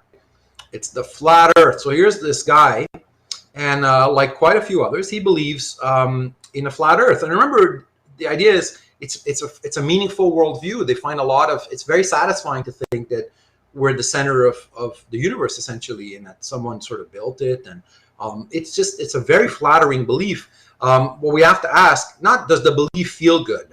We have to, because does the belief feel good? The answer is yes. The flat earth belief is a really cool belief as far as your feelings are concerned, right? The question is it true? Because things can feel good, but that's not what we're concerned with, right? Because you can, what the hell? You can, lots of things feel good. Taking crack cocaine feels good. Doesn't necessarily mean it's a good thing to do, right? And here's evidence that defeats a belief. So you take a boat and you basically sail the boat out into the horizon, and actually the horizon kind of dips, right? It's the earth is curved. So when the boat gets over the horizon, it starts to disappear, and you start seeing the lines disappear. What did the flat earth people, specifically this guy, I believe his name is Mark Sargent, what did he do when he saw this with his eyeballs? What was his response? Did he say, I'm wrong? What was his response when he looked? Because he looked into the same thing that everybody else was looking. They had a kind of a zooming camera of something. What was his response? Did he go, oh my God, I'm wrong. You're right. Holy cow. My belief is mistaken. What did he say? His beliefs didn't change. He just readjusted his beliefs. He said it was something like, what did he say? Why was the line disappearing according to the flat earth people? Because the lines they could see the lines were disappearing. They didn't deny that. But what was their story? Do you remember? It was heat waves. So that's what it was. It was heat waves. So like, I have to explain, okay, we could easily do, you can imagine a conceptual analysis. So imagine that the earth is flat. Imagine that you see this. Is this compatible? Yes or no? And it's like, no, it's not compatible. So something's got to go. You got to go back to the drawing board, right? And importantly, like he still feels right. When it's all said and done, he stuck to his beliefs, but being right means nothing if one constantly readjusts a belief to protect it from defeat. And so basically what he had was a flat earth theodicy. He had a story to tell himself for why the beliefs that he held dear, even though they were contradicted by the facts that he observes, were still true, that he could still believe in them. Well, being right means nothing if one constantly readjusts a belief to protect it from defeat. I mean, this is exactly what you're looking at. Now, everyone's like, yeah, this is an easy one, right?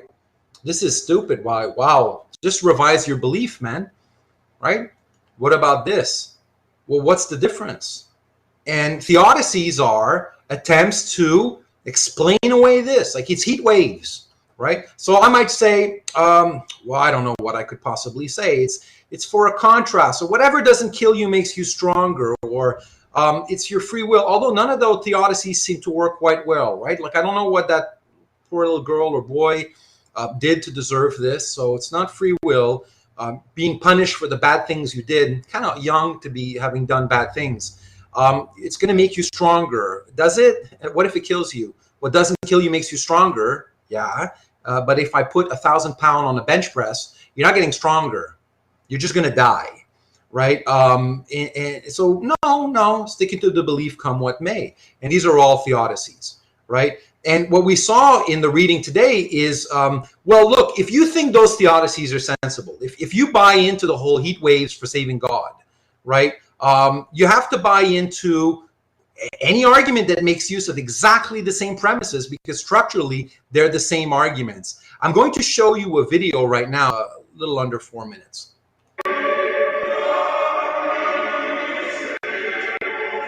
Some suppose reality is divided by a veil. On one side of the veil is the natural, observable world. Beyond the veil lies another realm of spirits, angels, demons, and of course, gods. These beings are supposed to inhabit an unobservable, supernatural domain that is off limits to science. How do we know these spirits, angels, demons, and gods are there? Some suppose special people, such as psychics and gurus, can glimpse through the veil and tell us about what lies beyond. For example, spiritualists claim they can communicate with those who have passed over to the other side. Others claim to encounter angels and even gods while praying or meditating. But how confident can we be that these mysterious beings are really there? Many atheists argue the world contains too much suffering for it to be the creation of a good God. There are wars, diseases, and natural disasters. Horrific human and animal suffering is built into the very fabric of the world we're forced to inhabit. Isn't this good evidence that even if there is a creator, he is not all-powerful and all-good? Of course, the faithful try to explain the suffering. Some talk about free will. They say God could have made us puppet beings that always behaved well. But if we're God's puppets, we're not responsible for what we do.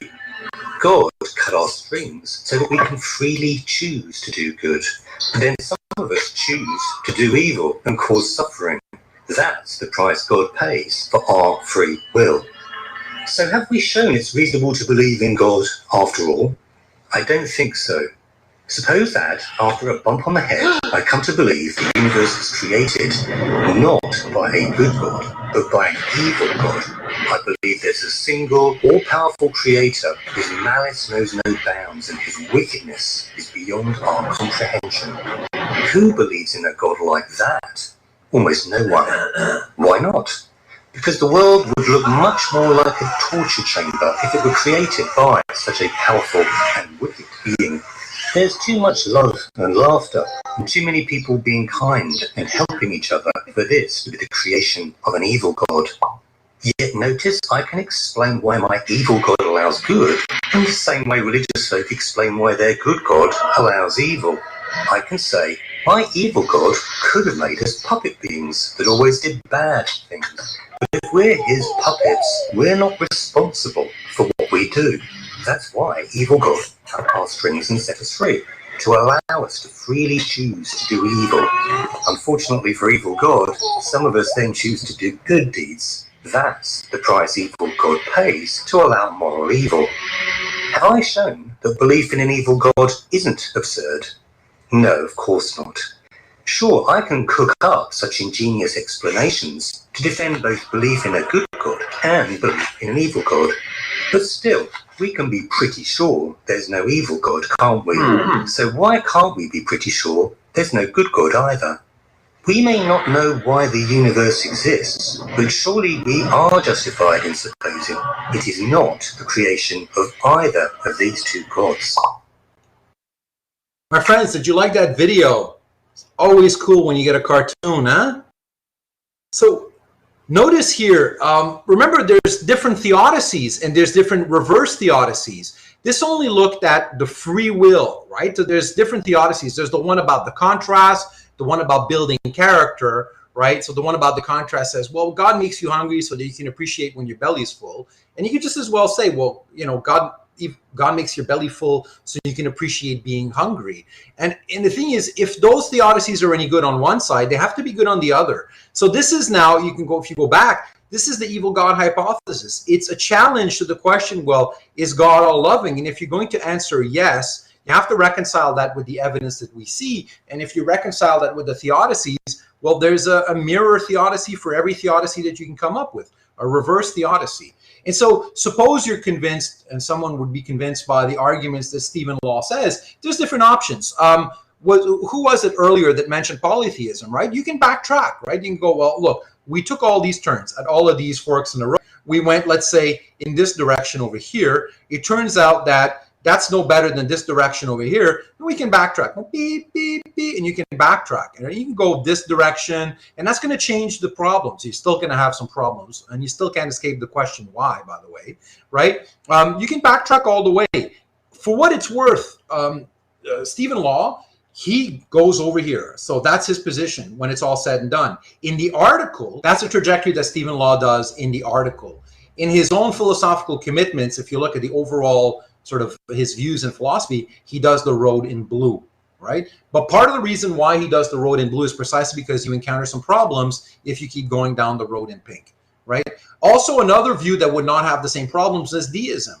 Like, God is there to set the universe in motion, but God doesn't care. He's neither all loving or not. It's just indifferent. It's an indifferent God, right? So you don't face these problems. Is that clear, everyone? If that's clear, type in clear. Like, this is all the options that you've got, right? And again, you can't just, it's not preferences. It's like you have to argue, right? My convictions, my emotions tell me, like, I don't care. Like, I don't care. Certainly for your entries, right? Like, I don't want to hear about your beliefs and I was raised in this tradition, or my feelings tell me that this, or, you know, it's like, I really, really, really don't care. For instance, like, what do I think? Well, don't care. What are my views, you know? And it wouldn't matter anyways. Like, what do I care? And why should you care what my views are if we can't defend them, right? If we can't articulate them. On that note, we want to have some rigor. So I'm just going to flag, since we're nearing the end, 3 common student mistakes to avoid. Notice we're on track. We did everything we wanted to do. What philosophy of religion is not, right? It's not investigating a particular text. We're not going to study the Quran or anything like that. I don't care, right? That's not what it's about. We're looking at arguments. We looked at conceptual analysis. Concepts have repercussions when you take them seriously, and they have to combine in ways that cohere with what we observe. We looked at the problem of evil. Well, we've got a problem on our hands. If you're going to define God with the three omni attributes, that's going to conflict with the facts that we look around us. If you're going to come up with a way of fixing that, a kind of a story, oh, it's the heat waves, you know, well, look, you're going to have a problem in the other direction, right? Because it supports the evil God hypothesis. So now let's look at 3 common student mistakes. And I don't want you to make these mistakes. Here are the mistakes, and here's why they're mistakes. Don't forget, the free will defense applies only to moral evils that humans do and does nothing to address natural evils like tornadoes. So the whole idea with the puppets and the strings and God made us free and we're the ones who are responsible for wars because it's our decisions. Look, that's well and good, but it doesn't at all address the diseases and that little child that's being killed by some sort of virus or whatever. It's not like that doesn't solve that. Right. So remember, there's a distinction, and this is a distinction that's made in the video, between moral evils and natural evils. And so the free will defense doesn't touch at all the natural evils. So please be mindful of its limited scope. Mindful also of the fact that it flips around perfectly, right, in support of an evil God hypothesis. Another mistake is, like, imagine, this is kind of the one reflex, and this is probably where the polytheism came in, right? If you have a 2-God picture, right, you can say, well, all the bad things happen because of evil God, all the good things happen because of good God. You can't have a situation where a 2-God picture where both are all powerful. Like, think about it. If good God and evil God are both all powerful and they're arm wrestling, who wins? Imagine, good God is on one side, evil God's on the other side. They're locking their arms, right? Here's evil God and here's good God, and they're about to arm wrestle, and they're both all powerful. P, all powerful, and he's all powerful. There's good God over here. Who's going to win? Good God or bad God? They're both all powerful. None's going to win. It can't possibly. So the thing is, if the universe was governed by a good God and a bad God who are both all powerful, why would sometimes we'd see bad things happen and sometimes we'd see good things happen?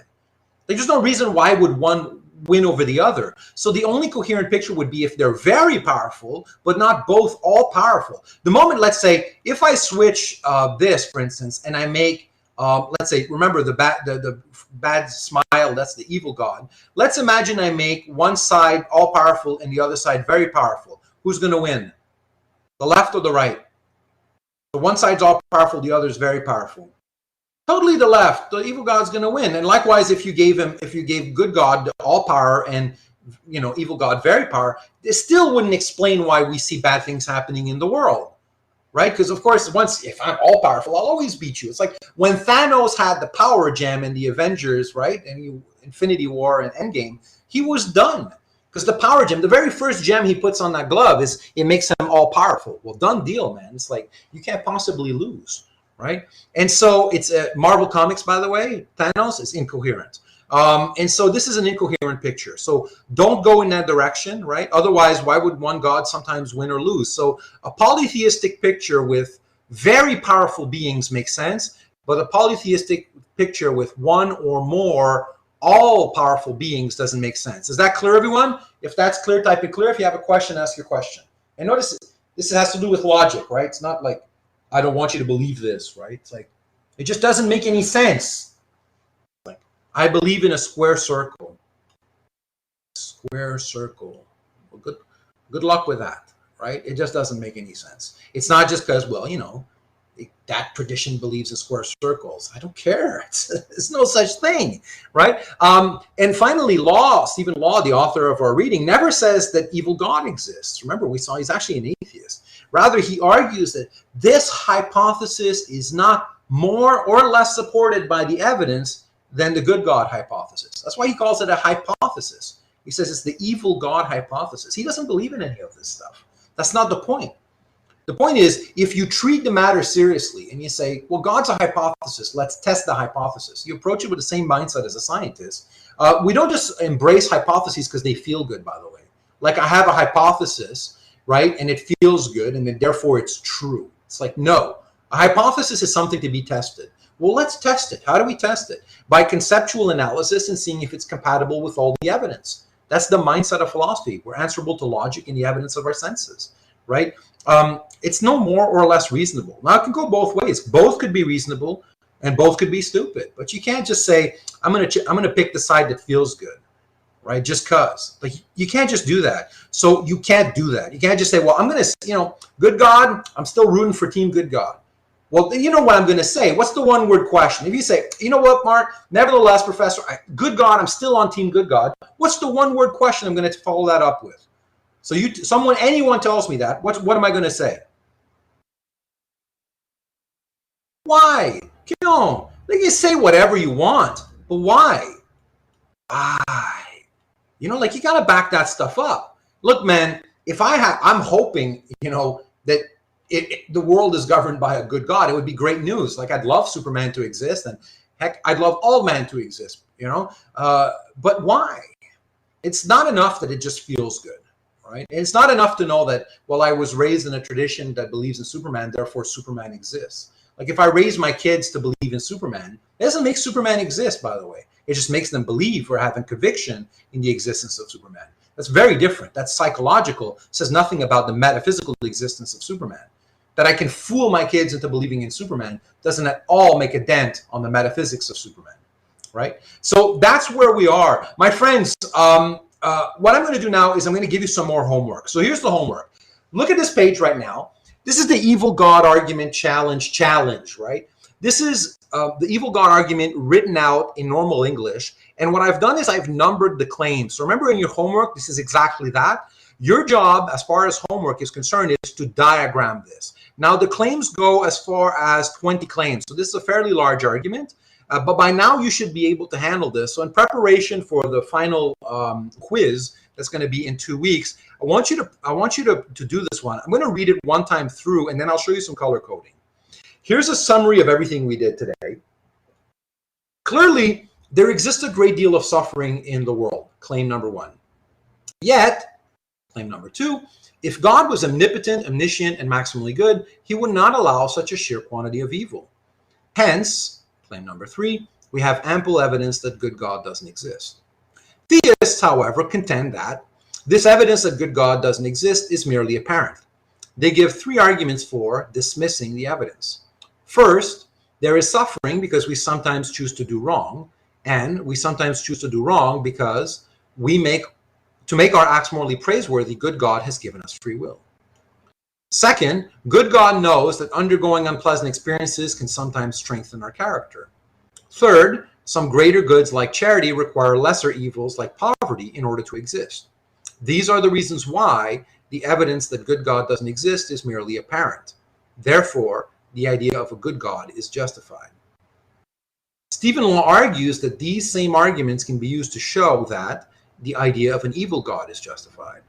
First, there is joy because we sometimes choose to do good, and we sometimes choose to do good because, to make our acts morally blameworthy, evil God has given us free will. Second, the evil God knows that the temptation of pleasant experiences can sometimes destroy our character. Third, some greater evils like theft require lesser goods like property in order to exist. These are the reasons why, claim 16, the evidence that evil God doesn't exist is merely apparent. Therefore, 11, the idea of an evil God is justified.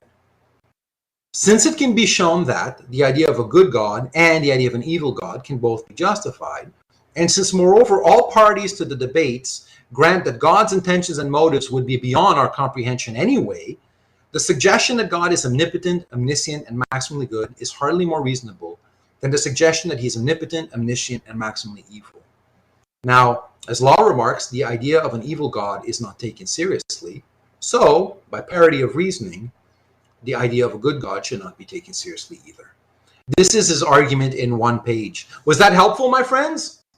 Because in addition to doing homework, I want to hit two birds with one stone, right? I want you to practice diagramming, but I've rebuilt his argument in one page. I mean, clearly you got to do the reading still, right? And I know it's terrifying to do an argument diagram when it's a big argument like this. So what I've done is I've broken it down into parts. So I've color-coded. There's sub-arguments. There's regions there that prove one thing, right? There are these clusters. So there's a part there in green, a part there in blue, orange, right? And I've color-coded this to help you a little bit. So if you feel brave, try to diagram the version all in black. If you're a little lost, you can always use this version, which is kind of breaking it up. So what you do is just try to diagram the first one over here in green. Once you've done that, try to do the one over here in blue, and then piece them together. It's like Lego blocks, right? It's like you build a few structures here, a few structures there, and then you bring them all together. Like if you take the time to lay out an argument and you say, I don't like it. Well, it's fair enough, man. You don't like it, but like point to me with a laser pointer what part you think is wrong and why. And you got to have your work cut out for you. Your work's literally there on the screen right now.